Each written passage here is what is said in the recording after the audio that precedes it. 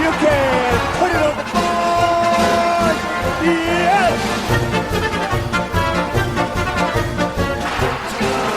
Welcome to the Sports Circus. I'm your Ringmaster Sal, live from Las Vegas in the AMP-TV mobile studio, AAMP.TV. Today's show is brought to you by UppercutChops.com. Check out their tasty selection of all-natural, dry-aged USDA Prime Angus and Wagyu steaks and chops.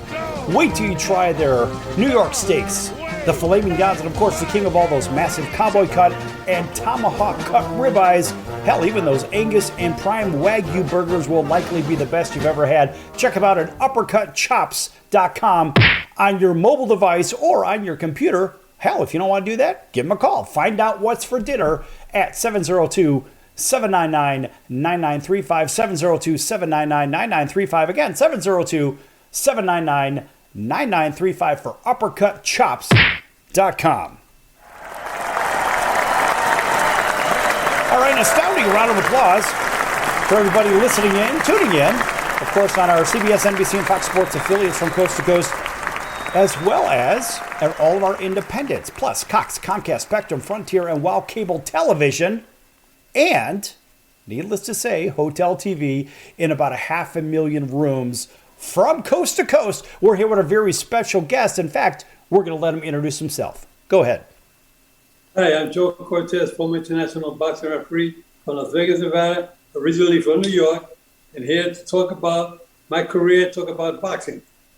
All right, that's good stuff, Joe, and a nice round of applause for you, obviously. We want to make sure that everybody knows what the heck's going on here, and let's face it, Joe, you are a very popular guy in the boxing world and even in the film world as well. I mean, a lot of people know who you are, Joe, and frankly, they should, because they've seen you in movies. They've seen you in the biggest fights in the world. I gotta tell you, Joe, you are a man of many talents, but you're also sitting in a very cool location. Now, I was in this location maybe about a week ago. Tell everybody where you're at right now. Right now, I'm here at my gym, my own little private gym at the here in Las Vegas.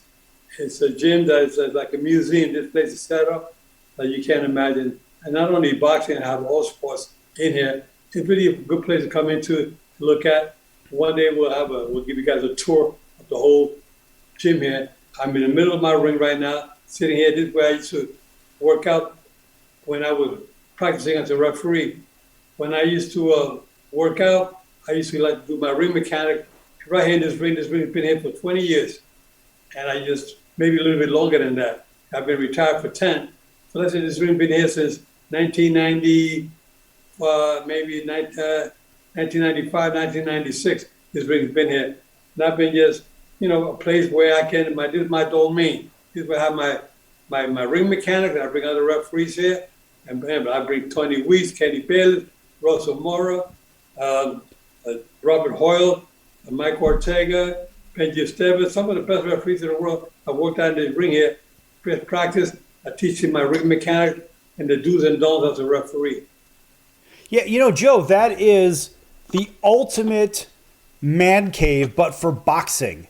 And there's other sports items in there as well. But I got to tell you, I have never walked into anybody's personal museum and seen such ridiculous, unbelievable artifacts, tickets, photos, boxing gloves, you name it. There are so many things in this ring or in your museum. It's unbelievable. What are a few of the highlights for everybody that can't see what's going on television right now? What are some of your favorite items inside your museum?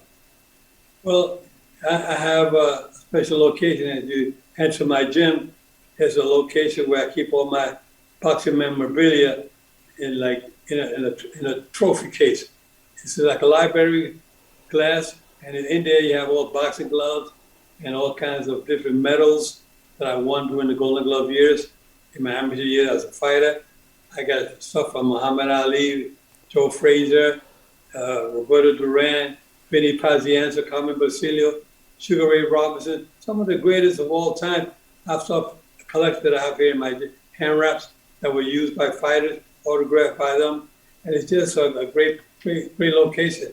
It's something that if I was to pick this up and put it on the strip in Las Vegas, it'll be a knockout for sure. No question, no question. So, Joe, let's go back to the idea of when did you start boxing? Because a lot of people don't know that you were a boxer. Yeah, well, I started boxing when I was 15 years old back in New York. I was born and raised in Spanish Harlem in New York. And there was a fighter by the name of Gaspar Indian Ortega who moved to my neighborhood back in the mid-50s when I was 12 years old. And he's the one that introduced me and my brother Mike into boxing. And then we got started boxing in the amateurs at the Golden Glove tournament in 1960.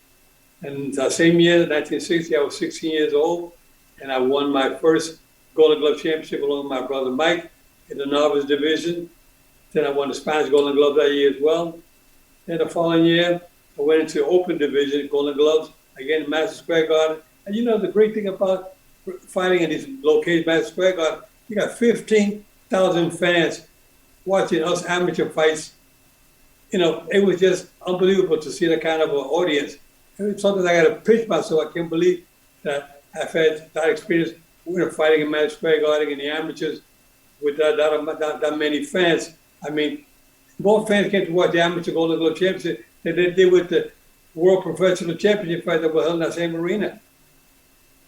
So, Joe, look, how many fights did you have see if I can spit that one out. How many amateur fights did you have in the first place? And then as a professional?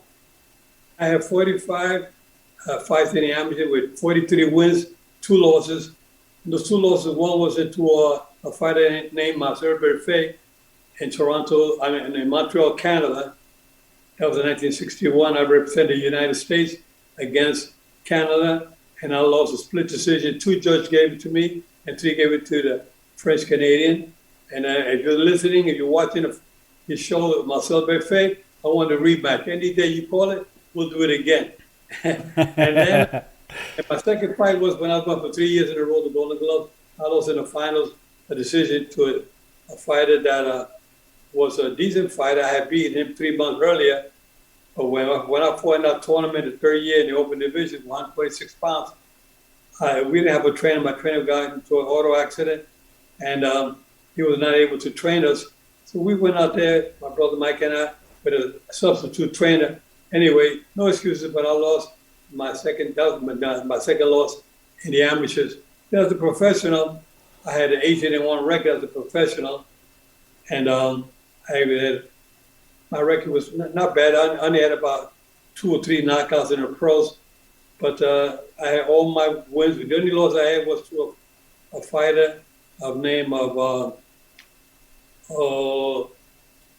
he was from Toledo, Ohio. And anyway, I lost a split decision to him in Madison Square Garden. That was my 5th pro fight. And after that, I got upset and I joined the Army. I said, I got so upset. I said, I got to put on some weight. I want to get myself stronger.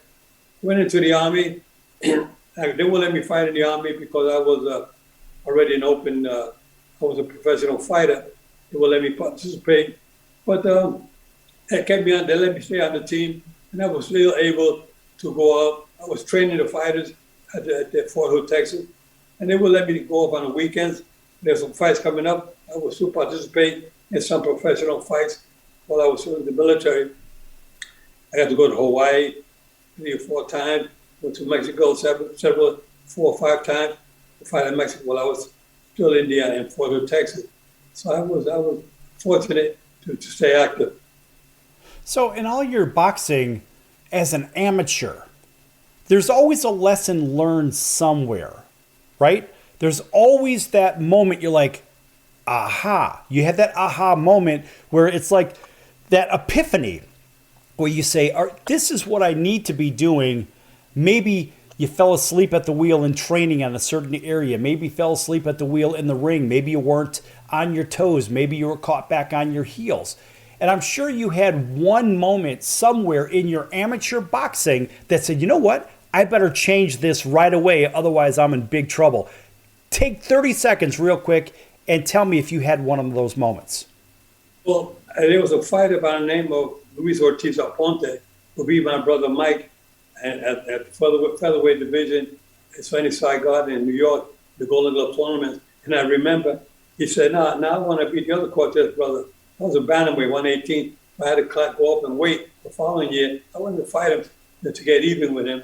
And I ended up, but then when I went in the ring with him, he was a southpaw. I caught myself a little bit confused of fighting a southpaw, but I caught on real quick. But that's the time you see you make a little mistake. I corrected it. I ended up beating him. So I got my revenge by beating him. He beat my brother Mike. That's good stuff. That's good stuff. Well, you know, when we think of the, I guess the transition from amateur to pro, we're going to talk about that in the next segment coming up here.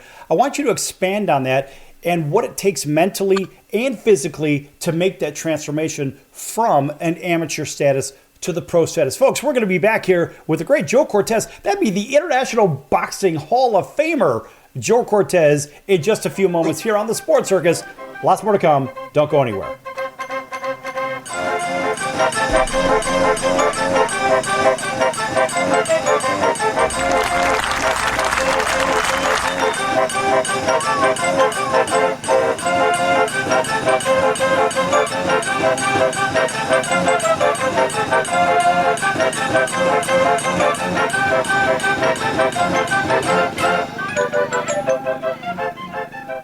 Nobody. Okay, we're on a 3-minute break. All right, nice and simple, right? Yeah, oh yeah. Easy stuff. Piece of cake. I'm used to doing this. I mean, you've done many of these. And in fact, when we come back from break, what I'm going to do is I'm going to cue you. I'm going to give you a countdown from 5, 4, 3, 2, 1. And then I'm going to point to you and you'll say, welcome back to the Sports Circus. This is International Boxing Hall of Famer Joe Cortez. And this segment is brought to you by Fair But Firm. Go ahead and plug Fair But Firm, where you could find it, etc., etc. Okay. Is that good? Good. That's good stuff. We'll give you a chance to plug that. You could find it on, where are you at? You're on Spotify and where else? Well, right now, I'm on YouTube channel. I'm on YouTube channel and on Facebook right now. Okay, YouTube and Facebook. Okay, you can check me out at YouTube and Facebook. So make Right. sure you just say that. All right, that's good stuff. Oh, let's see. Yeah, you know what? When I put a new virtual private network onto my computer yesterday, and I don't know what I did. I did it sometime yesterday just for extra web security, and it kind of messed up some of the elements on my soundboard. And luckily, I have a backup soundboard, which is what I'm using. So because I was looking for the punch sound, because of course I have, you're right, I've got that and the regular punches, but I just didn't have my regular soundboard because when I clicked it, it gave me a different sound. Where the punch sound is, I get Curly from the Three Stooges. So I don't know. I mean, I've got all of those, but on this second soundboard that I have, Joe, it literally has 1,000 availabilities, and I think I probably used up about 100 of them. So that's really good stuff. Yeah. Okay, so we're coming back in about 30 seconds. And so just wait for my cue, right? All right, so it'll be about 20 seconds into the intro music, and then I'll start giving you maybe the 5, 4, 3, 2, 1. All right, just so you're ready. Then you want me to say, I want you guys to watch the Fair But Firm show. Welcome back to the Sports Circus. I'm Joe Cortez, International Boxing Hall of Famer. Make sure you check out the Fair But Firm show. Okay? Okay. All right, so we're coming back here in about 5, 4, 3, 2, 1. I'll cue you.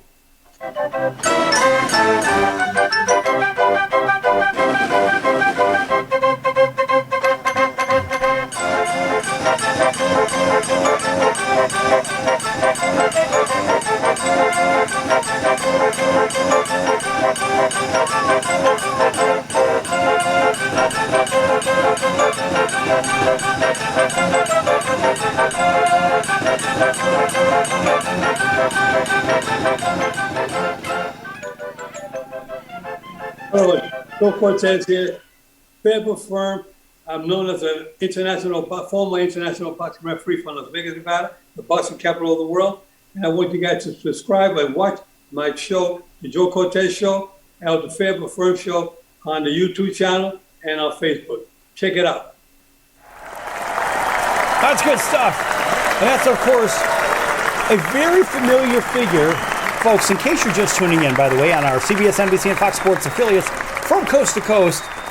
In fact, big welcome into everybody listening in on CBS Sports 1500 KHKA. That's over in Honolulu, home of the New York Yankees, right? Gotta like those Yankees. All right, Joe, you're a New York guy. Also, home of the 49ers and home of the Alabama Crimson Tide. Welcome into everybody that may be listening with our friends over in CNBC and NBC News in California, right here in Las Vegas Public Radio, KQQY, also KIOF. Big welcome into everybody in Atlanta, WDJY 99.1 FM, WAUD over in Auburn, Alabama, home of the 2021 world champion Atlanta Braves. Of course, now we have a different world champion in the Houston Astros, but nonetheless, welcome into everybody also on KTXT that's picking up our content over in Lubbock, Texas, Texas Tech Radio, Texas Tech Raider Radio. That's 88.1 FM. As well as all of our other independents from coast to coast, plus Cox, Comcast, Spectrum, Frontier, Wow Cable Television, and hotels in over 500,000 rooms from coast to coast, gaining over 4 million impressions per hour. That's crazy. Also, like, subscribe, and follow AMP-TV, AAMP.TV, as well as Instagram and Facebook for the Sports Circus. But I want to hear more about this. We're going to take a little break on the background of Joe Cortez. I want to hear a little bit more about this Fair But Firm program you have on YouTube and Facebook. Well, this is a program that I started a couple of years ago with the referees and fighters and sports celebrities, just talking about boxing in general. My thing is to try to educate the fans to boxing. You know, what happens is, a lot of fans watch the fight, but they don't know the rules that apply when the referee got to stop the fight, when they got to take points, when they got to call in the ringside doctor, when they have to give a light warning, they give a strong warning, point deduction, disqualification. All these things are taught on these shows that I have because I want the fans to really understand the sport. You love the sport, but you start criticizing us officials. We get criticized, you know, win or lose, we're always getting criticized. But I want to try to educate you guys with the rules on boxing. That's what the Fair But Firm Show is all about. Now, that's good stuff. And I will say this, of course, after a nice round of applause. When we think about fights on TV as the amateur person, just the regular TV watcher, right? Joe Couch Potato or Josephine Couch Potato. We don't know what is going on in the ring. We really don't. I mean, we see a couple of guys fighting, then we see a referee in there, you know, separating people, this, that, and the other. And now you have a picture on your wall in your museum. By the way, folks, that's where Joe has his own museum, and it's an unbelievable museum, by the way. And so when you're taking points away, you give a series of warnings prior to taking points away. How does that work? Well, if it's intentional, there are no warnings. When you give the instructions back in the dressing room prior to the fight, that's when the referee takes control. We always, referees' duty is to give the instructions to the fighters in the dressing room. When they come into the ring, you let them know again, we went over the rules in the dressing room, but when a good, clean fight, obey my commands at all times, protect yourselves at all times.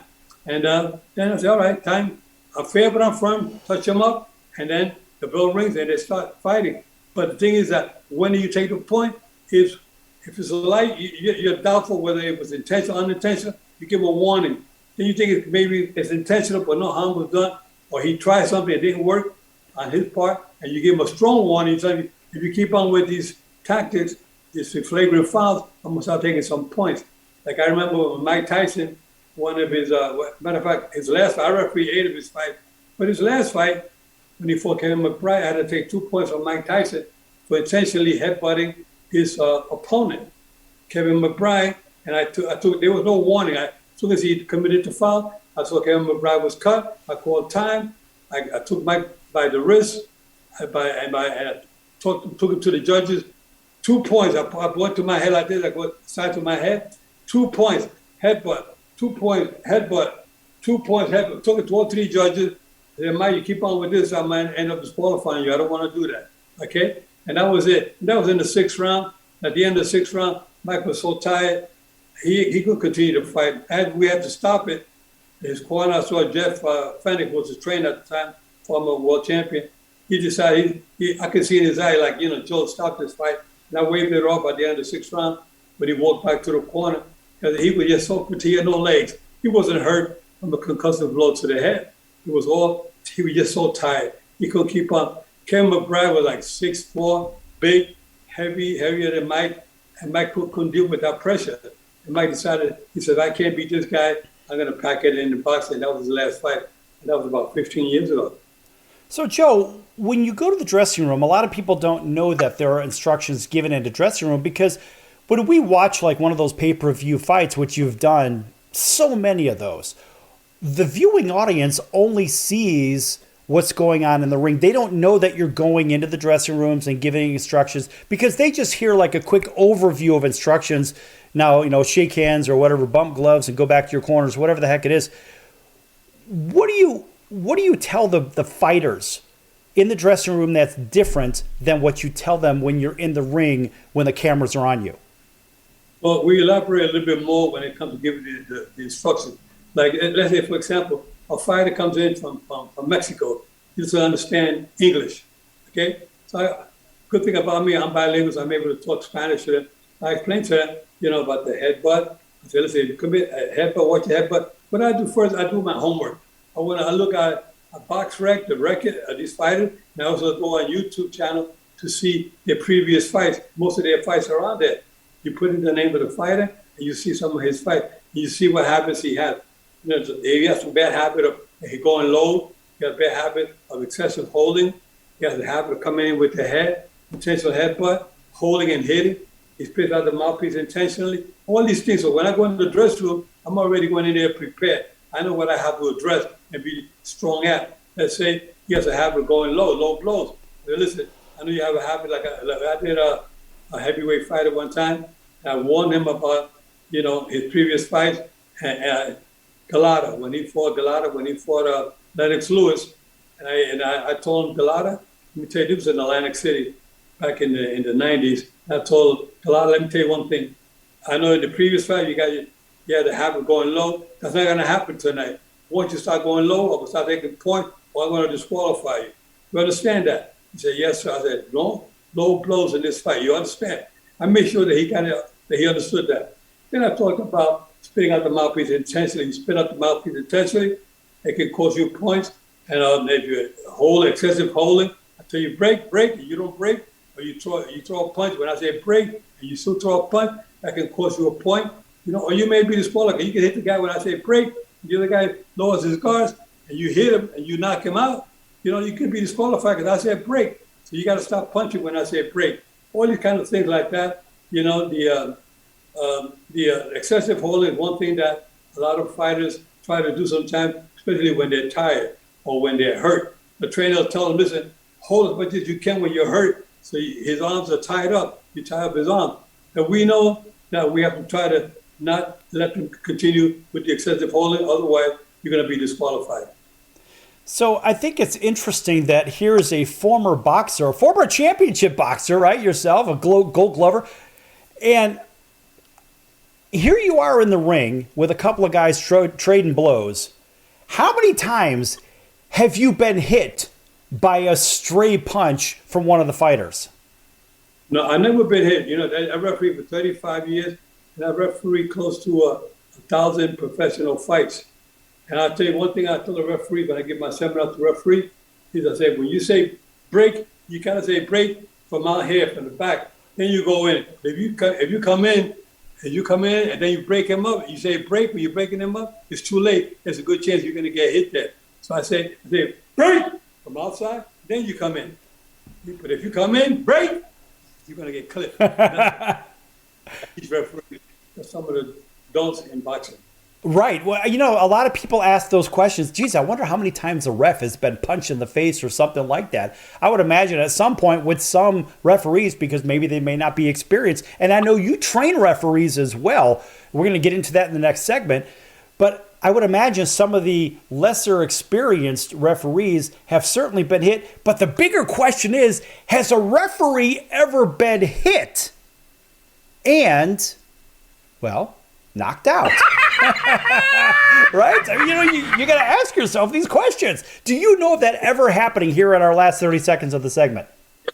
If you go on YouTube, a YouTube channel, go on there and you put on there, referee gets knocked out. Put that in there. You'll see there's tons of a video clip, a referee stepping in and getting hit with a point, getting knocked out. You see that? Quite a bit of them. Have you ever been at the fights and seen it? Was that? Have you ever been at a fight just as an audience member or a judge scoring a fight and ever seen it? I've seen it happen. Yes, I have. No kidding. Jeez, Yeah, well, you know what I wouldn't pay to see that just live just because it's so unusual. All right, folks, we're going to be back here with the great Joe Cortez, Boxing Hall of Fame, International Boxing Hall of Famer, championship fighter, and we got some good trivia coming up as well here with Joe. Don't go anywhere. Lots more to come.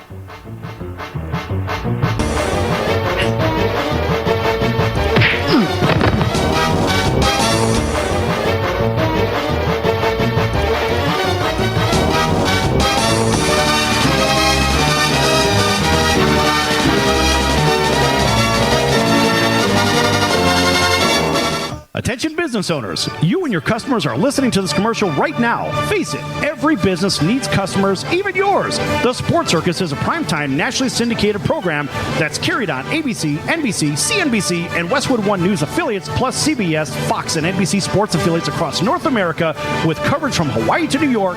Also, the Sports Circus is available to the 180 million subscribers on iHeartRadio, and the Sports Circus gets about 4 million website visitors per month, which could click through your website and bring sales. The Sports Circus provides great content featuring celebrity guests from sports and entertainment to our audience every weekday, which your company could greatly benefit from by increasing your visibility, foot traffic, eyeballs to your website, and calls from potential customers. Call us right now at 702-799-9935. Again, 702-799-9935, or email us at info@thesportscircus.com. That's info@thesportscircus.com. Drive your sales today by advertising with the Sports Circus. All right, we've got 2 minutes. That's a pretty good commercial. It's pretty good content because what that does, that gives people an idea of our reach. Mind you, I still have to update that because I don't even cover all the other platforms that we're on top of it. It's nuts. Yeah. I'll tell you, it's very interesting. It's very good to be talking about the different topics on the air because a lot of fans don't know the rules on boxing and they love the sport, but they don't know what goes on with the referees.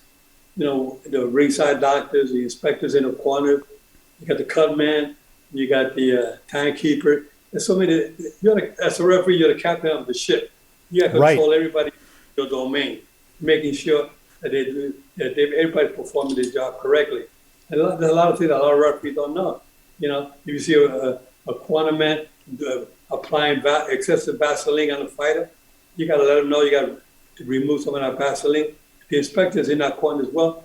The inspector will help you. The inspector's in the corner. You see the burgundy jacket, a tag on their shirt, and they're right there monitoring the corner. They're policing the corner, making sure that nothing goes wrong during the round, during the rest period, or even during the round when they're in action. The inspector got to keep control of the cornermen while they're sitting down at ringside, making sure that they keep them under control. Right.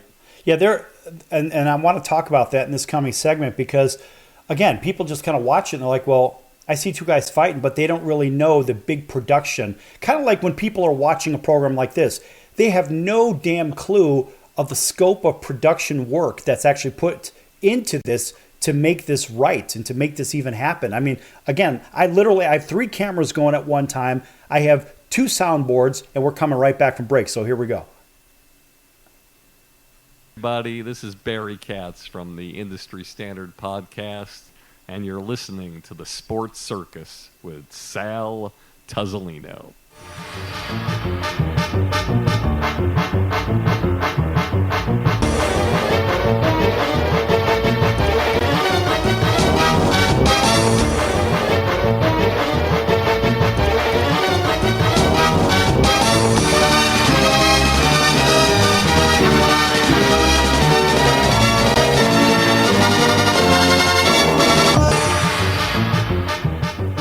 back to the Sports Circus. I'm your Ringmaster Sal, live from Las Vegas in the AMP TV mobile studio. That's AAMP.TV. Make sure you like, subscribe, and follow. This segment brought to you in part by the Fair But Firm Show by Joe Cortez, and you can find that on YouTube. You can find that on Facebook. We're with the great Joe Cortez, International Boxing Hall of Famer, also was a championship boxer as well. We've got a really interesting bit of trivia for you coming up. But folks, make sure you check out the Fair But Firm Show for Joe Cortez, and you can find that on YouTube, also on Facebook, and possibly other platforms coming up. So make sure you stay tuned. You may see a press release coming out on it pretty soon as well. Yes! All right. Welcome back to everybody that's listening in on our CBS, NBC, and Fox Sports affiliates from coast to coast, all of our independents, everybody watching on television in hotels, and on Cox, Comcast, Spectrum, Frontier, and WOW Cable Television affiliates. Again, we're here with the great Joe Cortez. And Joe, in the last segment, we started to touch upon some of the things that happen maybe in the locker room when you're giving a little bit of speeches, also in the ring, talking about possibly taking points away. But, you know, it's a big production that's going on in that ring that people don't see. The viewers, when they go to these fight watch parties and there's pay-per-view things and whatnot, there's a lot going on. Joe, give us an idea just what happens in the corner with each fighter in between rounds. Well, there's our inspectors in the corners. You see the inspectors with a burgundy jacket or with a badge around their neck. They're policing that corner. And what they're doing is keeping control. And a lot of fans don't know a lot goes on while you're in as a referee. You're the captain of the ship when you're refereeing a fight. This is my domain. Anything that goes wrong in the ring is my responsibility. So anyway, the thing is that if a fighter is committing a foul or doing something wrong, you want to go into the corner and you want to maybe talk to him. Maybe if you don't speak the language, maybe the inspector in that corner speaks Spanish. You can tell the inspector, tell him that if you continue with low blow and excessive holding, I'm going to start taking some point. That inspector will help you tell him, what his condition. Sometimes a fighter is not in good condition and you want to see how he's doing in between rounds. You want to call in the ringside doctor, evaluate his condition. Again, the inspector is there to keep control of the corner, making sure that they don't use excessive Vaseline or too much water on the fighter. Sometimes they put ice inside their trunks, to cool them off. Then when the bell rings, they come out, all the ice is falling all over the floor, all over the ring. And then what happens is you got to call time to get it all wiped up because they're tripping on all that ice. There's a lot of things that go on in that corner. And the inspectors, our eyes and ears, we need the inspectors to monitor everything that goes on in the corner. That's why we have training seminars, not only for judges and referees, but for ringside doctors, for inspectors, for timekeepers. All of this because sometimes you call time, the timekeeper fell asleep at the bell, and he see that you call time, the clock is still running. Sometimes you see a round can go into 4 minutes instead of 3 minutes, or sometimes they go into 2 minutes instead of 3 minutes. They make mistakes. So everybody got to be really paying 100% attention to their duties while officiating. You got as a referee, you have to make sure that they're all doing their job. You got a good ringside doctor, and then you got a mediocre doctor who doesn't know too much about boxing. Maybe he's just starting out as a ringside doctor. And sometimes, you hate to overrule a doctor, when he tells you to stop the fight or something. Maybe a little cut on the back of the head back here, something small, and the doctor said, you better stop because too much blood is coming out. But it's not a danger for that fighter, but some doctors will freak out, they stop it, and that's when the referee has to say, well, we're not going to stop it. But that hardly ever happens. If a doctor tells a referee, stop a fight, it's best you do stop it. But it's on his watch.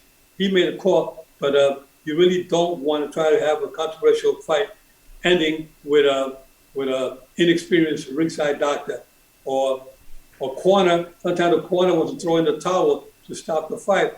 Now there's a new rule now that we don't accept the towel flying into the ring. But we don't know who threw that towel in. It could have been a bystander. It could be somebody who had a bet on the other fighter. Anyway, so we want to make sure that the inspector has control. When a cornerman wants to stop the fight, let the cornerman come up to the ring apron with the inspector waving a towel, and then get the attention of the referee. That's when you stop a fight. There's a lot of things that go on. You know, that's a good point, because a lot of people don't know how that works. I mean, including myself. I have no idea.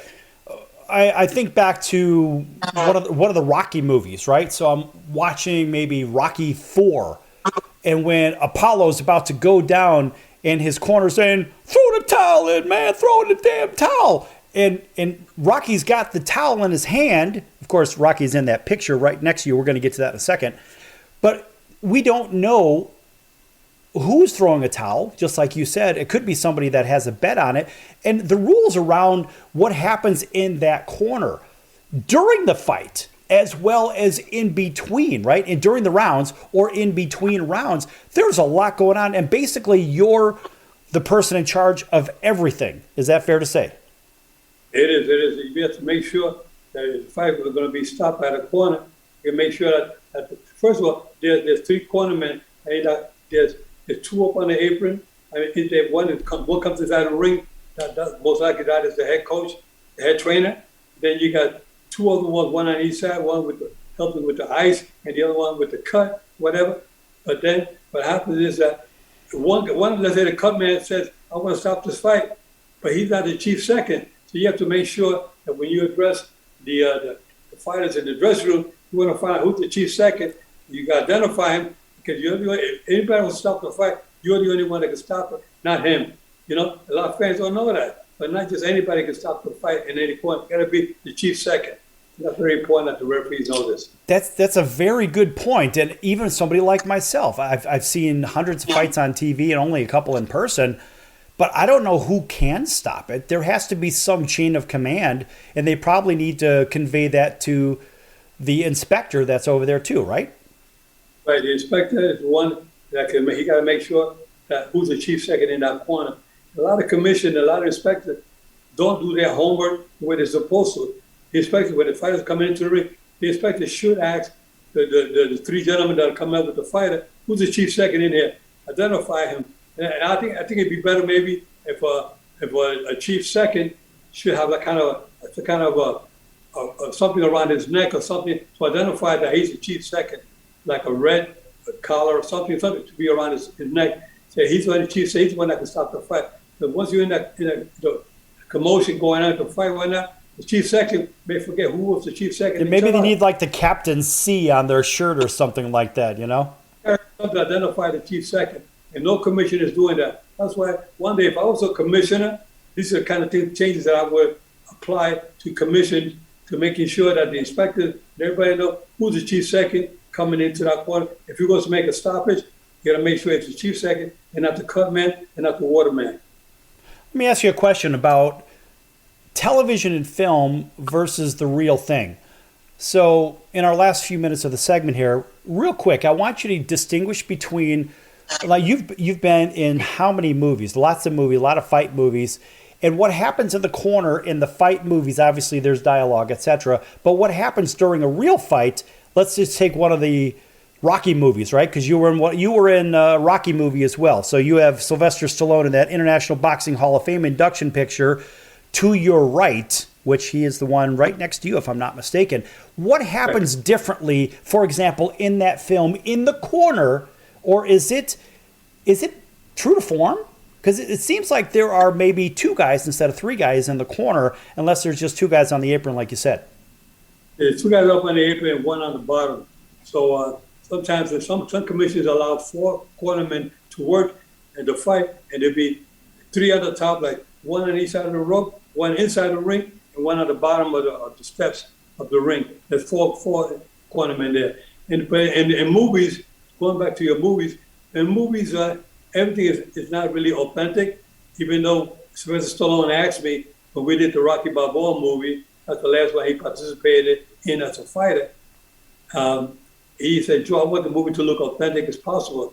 Okay, so I got him real cutman. I got the real cutman to work in each corner with his opponent and his corner, and these guys were really the real deal. They know what they were doing. But when we're filming a fight, it took us 6 days to film a segment you saw in the Rocky Balboa movie. It took us 10 to 12 hours a day filming. We're making sure it would look authentic as possible. And I mean, you watch the movie, you see it looks pretty authentic. And I would say 99% of it looks authentic. But sometimes things go in the corner when you're filming, and it's not really the way it's held, the way it's done in the real fight. They may do something in the corner. They may say something. The cornermen get out of control, and they may do something to put a little bit more flair to the movie. But the inspectors got to keep control of that. But the movies and in real life are two different subjects altogether.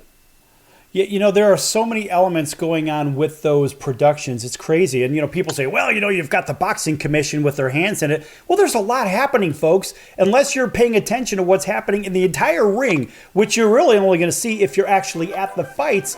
Don't complain about it. Just shut up, drink your soda, whatever you're drinking, eat your popcorn, watch some great entertainment, and watch some really, really courageous guys that are in there as referees. Back here with one of those Hall of Famer, International Boxing Hall of Fame that is, Joe Cortez, back here in just a few minutes on the circus. Don't go anywhere.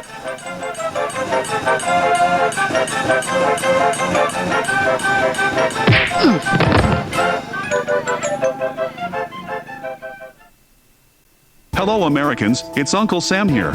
If you owe $10,000 or more in back taxes to the IRS or state, don't worry. I've got important... Okay, we're going to fade that out. We got to take care of a little business here real quick. Wherever you are, whatever you do, have a nice day. Sky Radio on the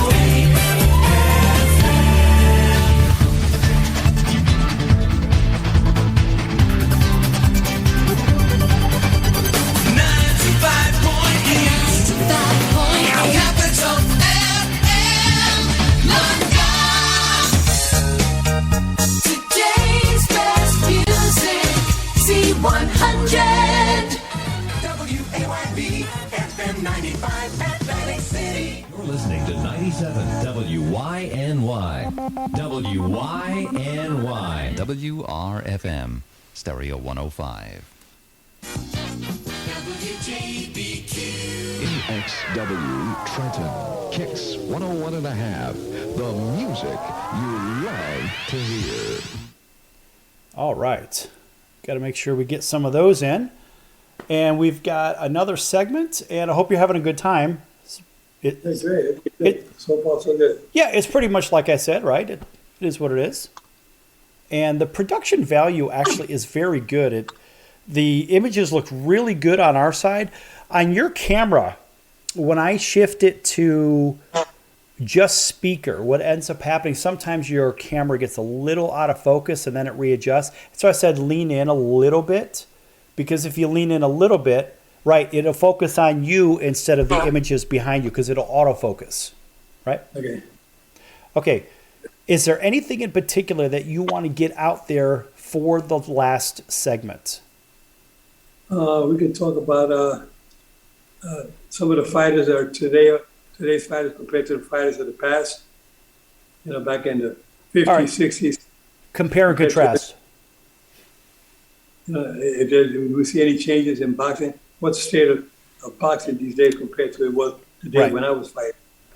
Right. Well, yeah, that comes up very often in baseball, football, basketball, hockey. So it certainly will come up in boxing as well. It's something that I have a personal interest in myself. Okay. All right. We're coming back in about 15 seconds. We'll make sure that we give the Fair But Firm another kick once again, just because we can. All right. Here we go. Make your selection directly at uppercutchops.com. Hey, this is Tommy John, and you're listening to the Sports Circus.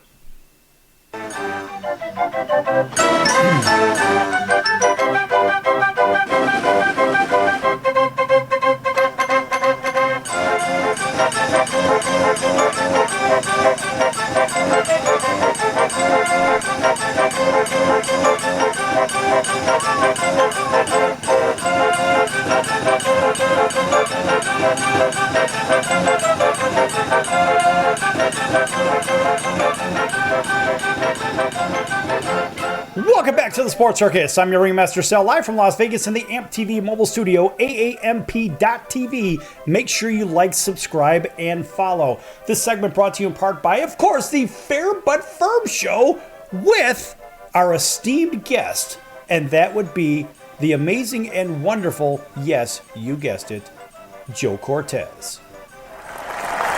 International Boxing Hall of Famer, Joe Cortez. Check out the Fair But Firm Show on YouTube as well as Facebook. Maybe some more news coming out as well. And Joe, go ahead and tell everybody 15 seconds real quick what it's about. Well, we will be talking about the do's and don'ts in boxing, but also let's talk about what was boxing back in the 50s, 60s, 70s compared to what's the state of the boxing today. Oh, wow, that's good stuff. All right, and a big welcome back to everybody listening in on our CBS, NBC, and Fox Sports affiliates, plus independents from coast to coast, all of our television affiliates and social media. Thanks for joining us on Instagram, on Facebook, and AMP TV, AAMP.TV. And folks, make sure that you like, subscribe, and follow, as well as shameless plug. Also, check out the sportscircus.com for our upcoming guests, our prior guests, our recorded shows, which you can find on your favorite podcast platform, from Apple Podcasts to Amazon Music to iHeartRadio, Spotify, Google Play, Google Music, Audible. We're on every one of them. You can't get away from us. That's the great news. But more importantly, Joe has his show as well, and you want to make sure you like, subscribe, and follow on YouTube and Facebook, and that is the Fair But Firm Show with Joe Cortez. All right, so Joe, in the last segment, we were talking a little bit about some of the different things that happen in the ring, but how about this? How about boxing styles from when you were fighting back in the day to today? Now, we see the same thing in pick your favorite sport. In football today, hell, they play a flag football game. They don't even hit anymore. What about boxing? Are they still hitting the same way that they did back in the day? And is it being refereed the same way as when you were boxing? Well, let me tell you one thing, that when I started refereeing, I knew that something was wrong, and I didn't like the way referees, there was like no set rules on refereeing. There was no, I couldn't find a book, anything as far as what are the duties of a referee. There was nothing out there. So Larry Haslett was a commissioner of the New Jersey State Athletic Commission, and he was a referee at the time. Like myself, we started out together. We used to talk back and forth every day, like 3 or 4 times a day. He was a principal of a high school in New Jersey, and I was working in the hotel and hospitality business. And then we talked. We had the luxury to be able to on the phone 3 or 4 times a day talking while we had at work. And I would tell him, hey, Larry, there's something going on in boxing that is not right. Referees are not doing their duties. I think we got to start revolutionizing refereeing. And we did. Larry Haslett and I started with revolutionary refereeing. We started creating rules, the do's and don'ts. We had a doctor, Dr. Mike Xavier. Larry Haslett and myself were the first officials to give the first seminar ever given in boxing back in 1979, back in New Jersey. And this is where we try to change the rules, because the fighters were hitting the opponent behind the head. A fighter would hit an opponent when he was down. There was no point deductions.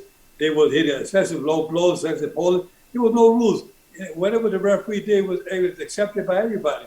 I said, no, there got to be a set rules that we have to apply. And we got to be more stringent with our rules. We have to try to be more forceful and make sure these fighters understand the rules that they must comply to. A lot of fighters were not complying with the rules. So we changed. The 3 knockdown rule was in effect.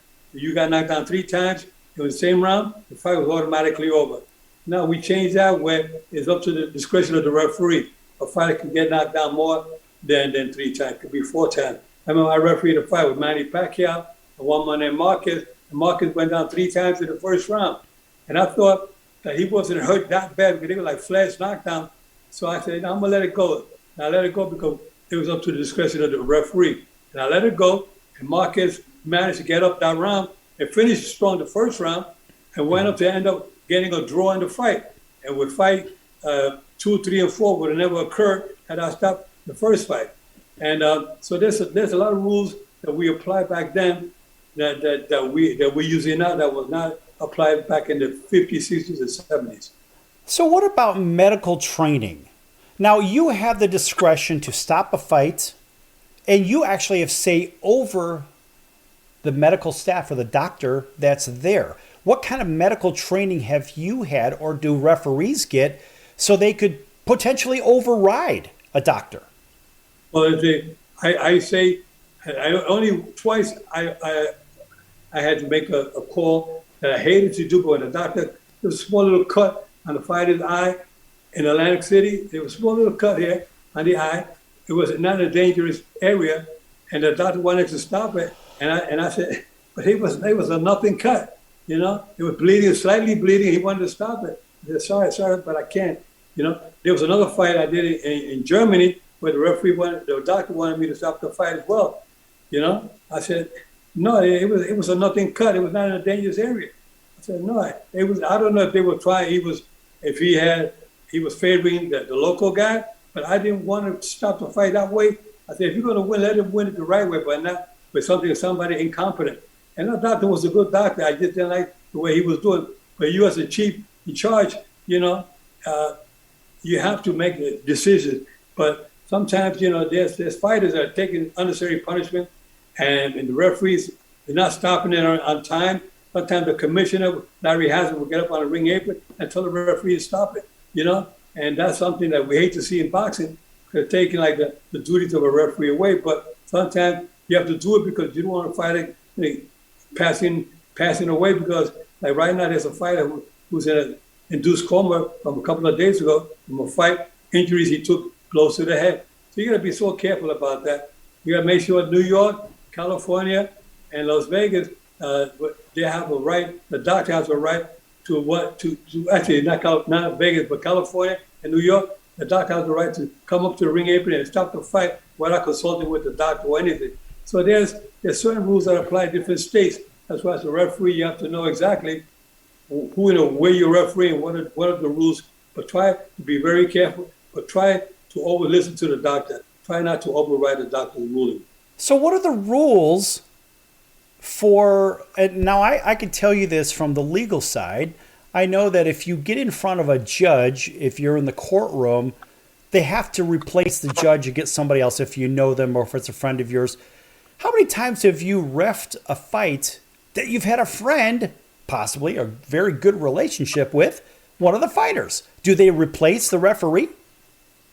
Well, let me tell you one thing. I've always felt that a referee should not have any relationship with any fighters, any managers, trainers, promoters. Keep your distance. As a referee, you got to be like a judge in a courtroom. Just do your job at a distance. You know, be nice to everybody. Hey, how you doing? Good. But you know, don't be mingling with them and try to fraternize with these individuals. When you start doing that, it looks like you're not doing your job right. I would say it could be my brother in there. I will take a point if I have to. Got to go in there with that mentality. Don't ever side with fighters, trainers, managers, promoters, anything like that. Okay, Joe, we're running out of time here. I have to ask you, because a lot of people are sending me messages, the best fight that you believe that you ever reffed, the highest profile fight as well. Well, I think that one of the highest profile fights I ever refereed, I have to go with Roberto Duran when he won the middleweight championship against Iran Barkley, 1989 in Atlantic City. I mean, he was 35 years of age, when Iran Barkley was only 28. Iran Barkley had just finished knocking out Tommy Hearns. And nobody really gave Duran a chance against Iran Barkley, but it was one of the best fights. You want to watch that fight? Go on YouTube channel and watch Roberto Duran versus Iran Barkley for the middleweight championship, where Duran won on a split decision. It was a great fight. And you can watch that fight 100 times. You can see all 12 rounds. One is better than the other. Your favorite fight? My favorite fight was when George Foreman knocked out Michael Moore for the heavyweight championship of the world. Foreman was 45 years of age, and I couldn't believe that a fighter at that age, 20 years prior to that, he was heavyweight champion of the world when he knocked out Joe Frazier. But he come out now, he knocks out Michael Moore 20 years later, becomes the oldest heavyweight champion. It was a punch I would heard around the world, and I had the honor of refereeing that fight. Okay, the picture next to you, the International Boxing Hall of Fame induction picture. Who's in that? Yeah, I'm Nacho Beristain on the far left. Then you got Julio Cesar Chavez. You got Mike Tyson, Kaza Zhu, Sylvester Stallone, and myself of the class 2011 up in Canastota, New York. And a lot of people say, well, why did Sylvester Stallone get inducted into International Boxing Hall of Fame? Well, you know, he did a lot for boxing. He drew a lot of fans to boxing because of the Rocky movies. And that's why Ed Brophy and the committee up in Canastota, New York, Ed Brophy, the director, and his board member, they all decided they would give Sylvester Stallone an exception and made him a Hall of Famer. So, you know, it was great. He's great for boxing, a great person, great friend, and we had a lot of fun filming the movies. Well, I think a lot of people... I refereed Mike Tyson 8 times. Julio Cesar Chavez, I refereed 6 times. Kaza Zhu, I refereed twice. And Nacho Beristain is a trainer from Mexico, and I referee about 9 of his championship fighters. Joe, we have 1 minute. Give a final message to everybody that's watching right now to leave them with something that they may not have known about boxing. Well, one thing I can tell you is that boxing is a sport. It's not a game. Boxing is not a game. You're in the hurt business.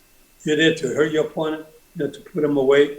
But a lot of fans will say, well, you know, why is the referee stopping the fight? You know, you may have your favorite fighter. You don't want him to stop it until he's laying out, knocked out cold. I told the fighters, I'm here to give you instructions, but one of the things in my instructions is I want to make sure that you don't take unnecessary punishment. I told that to Mike Tyson. I told that to Sugar Ray Leonard. I said it to Roberto Duran, all the great fighters. You name them, I've told them all. I'm here to protect you. I'm going to treat you like my son. I don't want you to take unnecessary punishment. But the fans don't accept that. The fans want to see a fighter get knocked out cold. You know, you don't want to do that because you want a fighter to go back to his family. You want to come back, you know, after a fight. You don't want to lose a fighter. Too many black guys in boxing with fighters getting killed in the ring. We don't need that anymore. Right. All right. Well, Joe, that's going to do it for today's show. And everybody, listen, Joe's going to come back. I believe we're going to bring Joe back, and who knows how often, but guess what? Joe Cortez, International Boxing Hall of Famer, is likely going to be back on this program. Hopefully you enjoyed it. Maybe next time we can talk about hockey fights and boxing, right? You never know. I think that would be one hell of a combination. So, Joe, thanks for joining us today here on the Sports Circus. Always a pleasure. And, folks, we're going to see you in about 23 hours right here on your favorite station. So until then, so long, everyone. Keep your guards up at all times.